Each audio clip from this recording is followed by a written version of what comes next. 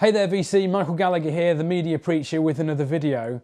This video is a response to James Griffiths, the vinyl professor, who threw it out there. He threw the mantle down. He wanted to know people's opinions on their top 5 albums ruined by 80s production. And so in this video, that's precisely what we're going to get down to.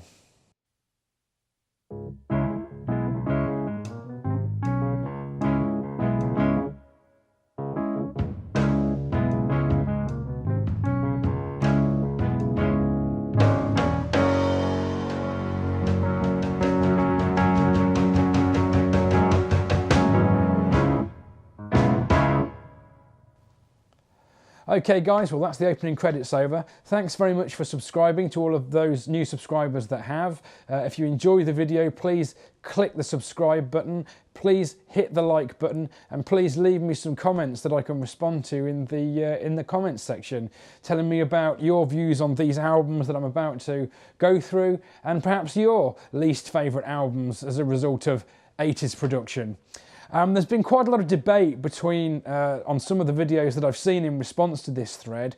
Sean's thread, for instance, was talking about how 80s production really came about, because you had these beautiful, lush sounding records in the 70s, and then when you went into the 80s, you start having these horrible production values that were railroading, in many respects, the songs that were being written, and completely almost overshadowing the beauty of the music and making the instruments sound like something else other than the instruments. So for instance, drums would no longer sound like drums. I mean, if you only listened to 80s music, you wouldn't have a clue what real drums sounded like.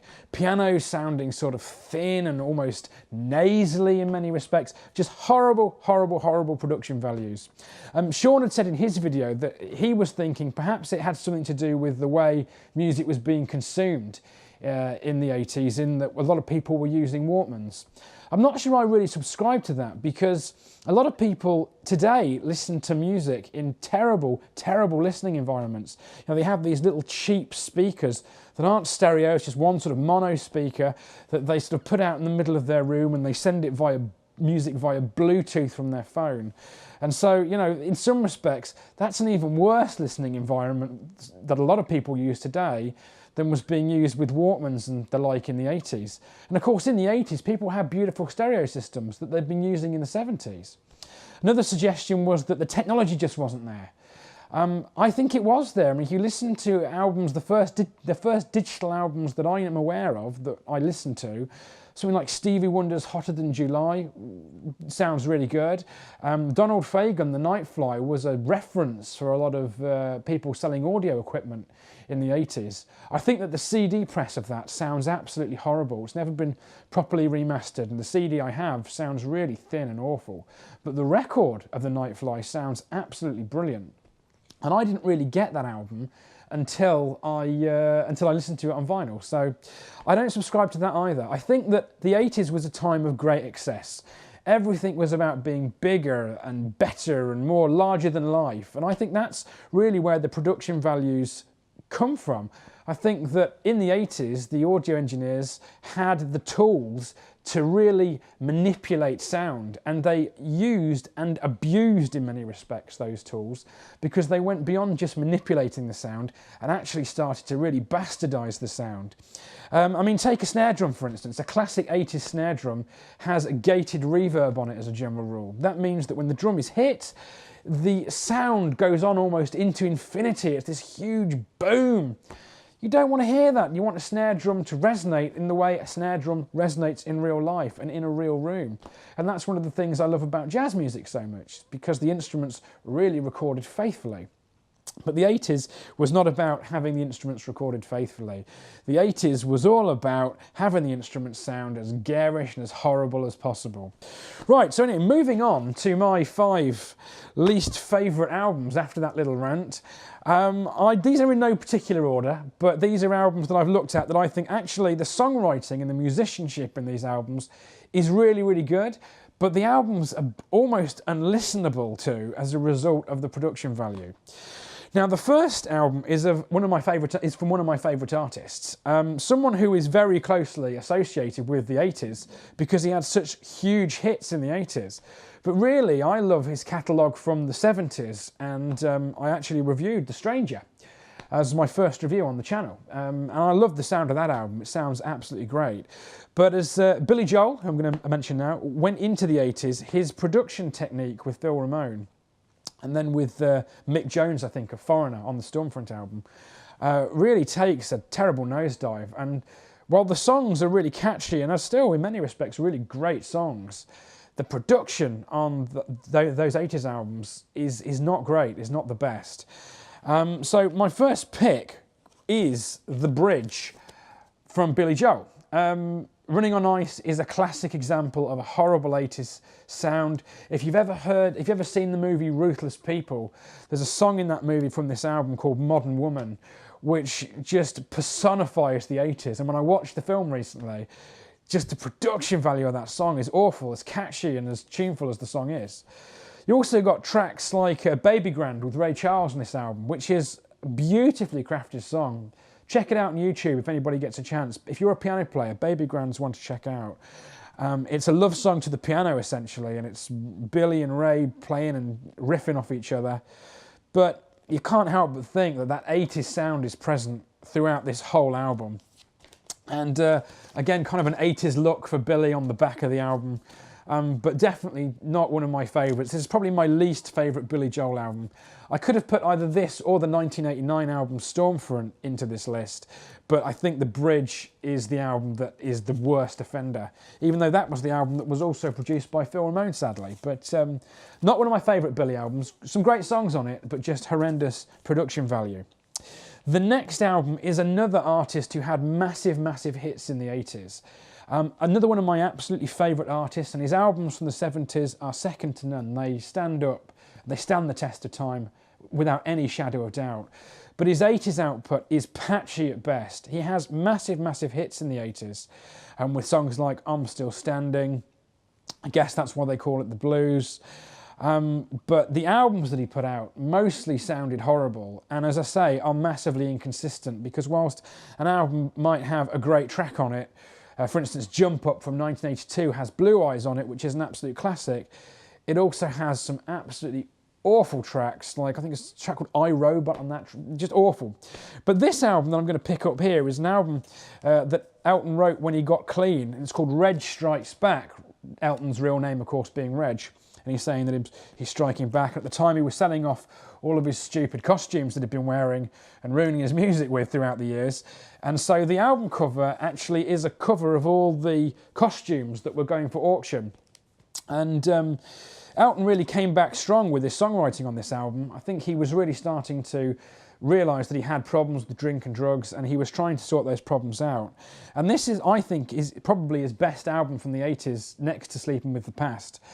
But the production on this album is just awful. I mean, it's absolutely terrible. It sounds like an 80s album, and it sounds really cheesy as a result. And a lot of the songs on here are ruined by that 80s production. I Don't Want to Go On With You Like That's on this album. It's got that huge, horrible, sort of almost drum machine sound to it. It's far too quantized. But then beautiful songs like A Word in Spanish or Since God Invented Girls are all tracks that are completely ruined by 80s production. The album was produced by a guy called Chris Thomas. I don't know any other albums that he produced, but I wouldn't think that they let him out of the stable anymore. My next pick is, again, another huge 80s artist, and it's got a huge, huge, huge hit on this album. But to me, this artist kind of personifies everything that's wrong with the 80s, but he was also capable of really great things. The artist is Phil Collins. Of course, he was in Genesis, who have albums that could have gone into this list. But I think that Phil Collins took those huge gated reverbs to another level. And whilst I loved his original album, his first album, No Jacket Required, is an absolutely horrendous album released in 1986, it really personifies everything that's wrong. For some reason, 1986 was a year that, in my view, the worst 80s sounds were being produced. Billy produced The Bridge in 86, and Phil produces No Jacket Required in 86. Great hits on it. Susudio is on it, of course, and One More Night's also on it. But if you know those songs, you know how they sound, and you know that they are blighted by this horrible production value. And I would suggest that No Jacket Required is one of Phil's worst offenders for that. Although I do love his first album, Face Value, which is got some great songs on it and sounds fantastic in terms of its production. The next artist I'm going to pick up is it was like a pound bin pickup, essentially, that I got. Because I'd heard about this artist. I'm a piano player, and he's a piano player. And the piano playing on this album is absolutely fantastic. But the piano almost no longer sounds like a piano when you hear the album, because it's been so EQ'd and so compressed and just so horrendously produced that it sounds really cheesy. And even though the piano playing on it is fantastic, the album sounds horrible. It sounds so cheesy. And it's a shame, because it's Bruce Hornsby and the Range. And I think that anybody knows this will know that the songs on here are really catchy. They're really well written. They're fantastically well played. There's an excellent level of musicianship going on. But it just suffers from this horrible, horrible, overproduced sound. And it was produced by Huey Lewis, who of course is well known probably for those 80s type records, Power of Love from Back to the Future being his biggest hit. But and something like that really belongs and lives in the 80s. But this album, I think, was ruined. I think that the songs on it are better than you can hear through that horrible mess of a production. Next album, again, is one of my favourite artists. Great artist in the 70s, and in the 80s, he just seemed to really lose the plot. But Eric Clapton and August is my last pick on albums that I think were ruined by 80s production. It's in the way that you use it is a very 80s song. It's made even more 80s by the horrible production value. And by when you look at the album sleeve as well, you've really only got to look at the cover to know this is an 80s album, because Eric, I don't know if you can see that, they are some shoulder pads you've got on there, man. Jesus. And you know, the guitar sounds horrendously 80s, the drums are just got that huge, again, gated Phil Collins-y type reverb sound on them. It's just an absolutely awful sounding album.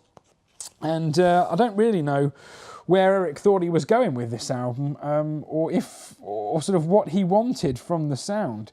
It was produced by Phil Collins, this album, so I don't know if there's a nexus between those last two albums at all, or so those last three albums, but yeah, not a good album from Eric in any way, shape or form. Now, the Vinyl Professor throws the mantle down in respect of the worst 80s albums that he could come up with.